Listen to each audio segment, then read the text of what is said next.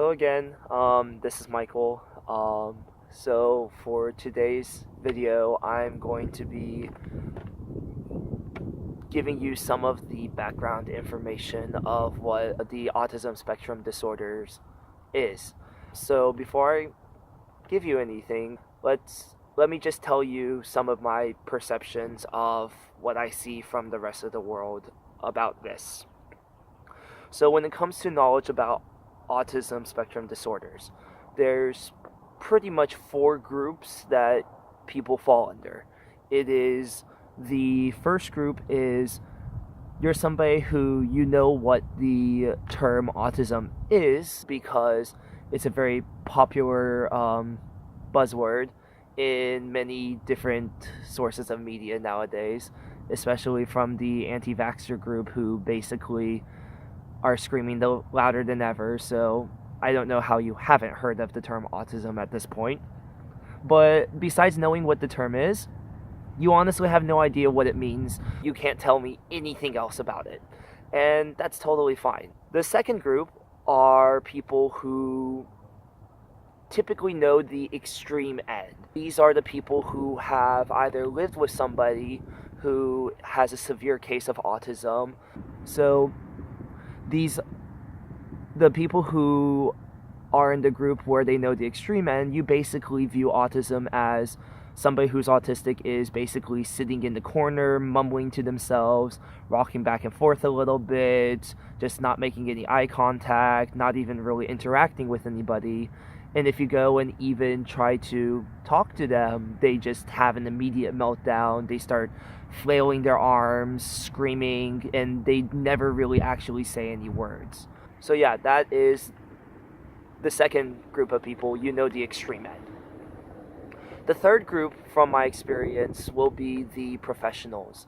These are the therapists, these are the psychologists, these are the people who work in schools as like special education instructors, and to a certain degree, they've all been formally trained as to what the scientific literature of what autism is. This group tends to be extremely knowledgeable, but extremely small because, again, there's a high level of formal training involved here. And then you have the fourth group in my experience, which is people like me. I am diagnosed, I am aware that I am a high functioning autistic individual, and I understand that what society labels us as does not necessarily coincide with my understanding of what it is. So today's video is primarily for the first two groups of people. Actually, most of my videos are going to be for the first two groups of people, where my goal is just simply to educate you and to give you a face to put at the other end, which is the not necessarily milder, but the less apparent version of autism. So essentially, I'm trying to get a fifth category where you guys just know what's going on and are better able to interact with people like me. So let's talk about where most of these numbers come from. Most of the organizations who are involved with autism to any extent are getting most of their numbers from the Center for Disease Control in Atlanta. So these guys pretty much every few years release an updated report on the prevalence of autism in the United States. Currently, the literature says that about 1 in 68 children in the United States is diagnosed with autism pretty much every single year. Well, I guess if it's 1 in 68, it doesn't actually matter if it's every year. But yes, currently it is 1 in 68. It used to be back when I was in high school in the early 2000s, so to mid 2000s, that it was closer to about 1 in 130, 1 in 150, around that range. So, as you can immediately see, the prevalence of the diagnoses is starting to ramp up. It is getting a lot more commonplace. Now, say what you will about what you think is causing that. Honestly, a big part of that is just awareness.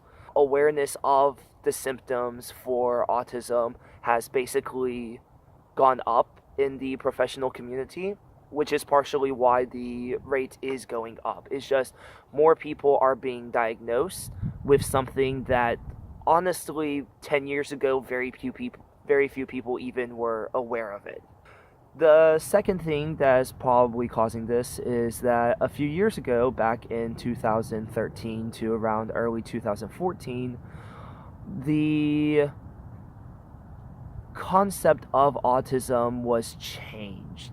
There used to be a different condition called Asperger syndrome, which is when I was diagnosed 5 years ago, what was initially given to me as my diagnosis was that I was Asperger's. About a year after that diagnosis, the professional literature changed to autism is now a spectrum and Asperger's is a subsection on that spectrum. So by merging these two separate diagnoses together, that has led to some increase in the diagnosis, because if you just have a wider range of things that you can use, of course the rate is going to go up a little bit. So roughly 1% of the adult population in the United States currently has it, and while it is only 1% of 300 something million is still a relatively large number. There are quite a few millions of us inside this country with this. So those are the numbers behind it. So what is autism? Well, the single biggest character trait of the extreme end of autism that most people in the second category I talked about earlier is the lack or the delay of language development. So for those of y'all with kids, who raise your kids, and I want you to go back and think about how your kid typically developed. Fairly early, they start making sounds. And I'm not talking about screams. I'm not talking about crying, because those happen immediately. I'm talking about the dada. These types of words show up relatively early. I am not an expert, but I just know from personal experience that before the age of 2, this should be happening. I'm not sure if it's before the age of 1, but I know it is relatively early on that these types of things should be happening in toddlers. Usually by the time they are around 2 to 3, they can start formulating words. And by the time they get to 4 or 5, when they go off to kindergarten and preschool, they definitely should be able to start understanding language. Like, they should be making sentences. They should be able to tell you things. They should be able to communicate at a very base level what is going on, even if it's just a, I'm mad at you, or I'm hungry, or I want to do that. These types of short phrases, or these 3-word sentences, should happen pretty much before they even get to school. The extreme end of autism basically says that these types of developments just don't happen. In other words, a 5-year-old should be able to tell you, I'm thirsty. An autistic kid is more likely, I emphasize more likely, not necessarily going to, but more likely to just point at the glass of water and just grunt. So they're like, things like that. So that is a severe delay because they are not communicating when they really should be. And that's really the single biggest aspect of autism, is just the lack or the delay of communication in language form. Sometimes, depending on the severity, they might not even point. They might just scream and expect for you to know what's going on. It does come in varying degrees, hence why we call it a spectrum of disorders. There are varying degrees of severity. So, whenever you hear of the people who are basically saying, oh, vaccines are causing autism, the autism that they are most likely thinking of is this extreme case where essentially the kid is never going to be able to function on their own in society. They just are going to basically never communicate, they are never going to understand what is going on in the world around them, they will never be able to hold a job, and basically they're going to be a dependent for their entire life. Again, this typically is the extreme end that the anti-vaxxers use as the boogeyman for their argument. With that out of the way, that extreme end is not what the purpose of these videos are. The purpose of these videos are to expand those of y'all who already know of that extreme end and to let you know what it's like for the people who you will be interacting with, who do have lesser degrees of this type of basically antisocial tendencies, and to give you an idea of better how to positively interact with us. So, high functioning autism or Asperger's, the single biggest difference is basically we do have proper language development and there is no delay. Now, that said, we do not necessarily understand language the way that traditional people necessarily do. So I remember, according to my mom, my first words showed up right when they were supposed to. I actually developed my language before my little brother did. My younger brother, my mom actually became worried because by kindergarten, he was saying a lot less than I was. And I was totally talking perfectly fine, and I never had to get a speech therapist. On the other hand, my younger brother did. My language was perfectly intact, it developed perfectly fine. So again, that is the basic premise of what high functioning is. I am able to communicate, I am able to respond, I do understand language. Pretty much outside of that, a lot of the social behaviors that are also very similar to autism on the severe end are pretty much what was I talking about?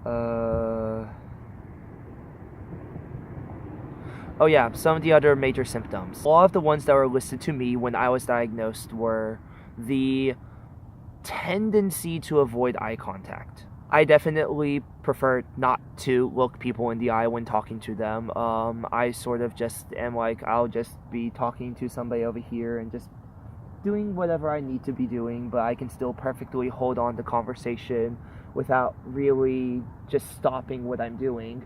So essentially my eyes have a tendency to wander because I'm just studying the surrounding areas, but I'm still actively engaged in the conversation that I'm having with the person right in front of me.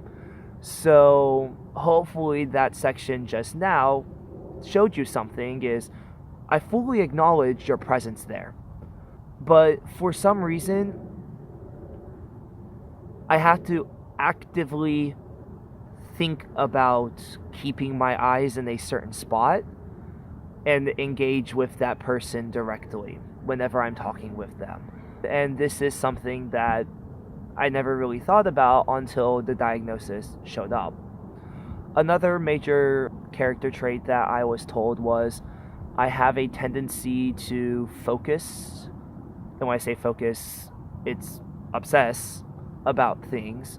So when I was like in elementary school, when I discovered dinosaurs, I was little Timmy in Jurassic Park, where I could basically list off everything and anything related to dinosaurs. When it moved on to astronomy, I basically figured out very quickly everything, and I could go on hours upon hours about various things like how black holes were formed. And keep in mind, this is only 3rd and 4th grade. So by then, I already knew what a black hole was, I knew what gamma rays were, I knew how a supernova worked, and I could talk about these things for hours upon hours. Another major character trait that was told to me when I got my diagnosis is that I don't necessarily pick up on social cues very well. And I don't really know how to give an example of this because even today, I still struggle with this quite often. It's just being around people makes me extremely uncomfortable because I just don't know what to do around them. A big portion of my life has just been I feel like that I've irritated a lot of people around me very easily throughout the years, and I never fully understood why. So that has basically led to me just standing awkwardly on the side, just not knowing when or when isn't a correct time to jump into a conversation and so forth. These are some of the major character traits that were given to me. Other things that I've learned since then is that my understanding of language is very different from most people's. Like, I have a tendency to use words in situations that most people wouldn't. So, for instance, one of my favorite words to use is force, as in, like, you are being forced to do something, or you are going to force a solution onto a problem. It's you are not going to implement a solution. It is not a you are going to ask somebody. It is you are forcing that because there is for some reason a fascination with that word with me. So while I don't have any delays in my language barrier or my language development, it definitely did not develop in the same way that most people's did. It works, it functions, but there's definitely some very apparent things that are unusual about the way that I use my words and to a certain degree how I string my sentences together. And I guess the last major trait that I want to let y'all know about for this video is, I'm sure you've already seen, my brain kind of goes all over the place with my thought pattern. It kind of jumps around very quickly, sort of like a pinball in a pinball machine. It is confined. Everything that I've talked about should be under the umbrella of explaining what the autism spectrum disorders are, but a lot of it has kind of jumped around, and even with this video alone, I've kind of lost a little bit of focus of the original intention. I'm basically just going to stop there. Hopefully now you have been given a little bit of background information as to what it is. Currently, there is no known cause. The leading scientists on this suspect there's something inherently biological about this, but honestly, we just have no idea what causes this. If you have sat through all of this, great, thank you very much. That's pretty much it for now. Hopefully I can get a second video to going more into depth about some of these symptoms and traits that I've given you, but if not, then hopefully next week another video will come out. So until then, oh, I probably should have created an outro here. Bye?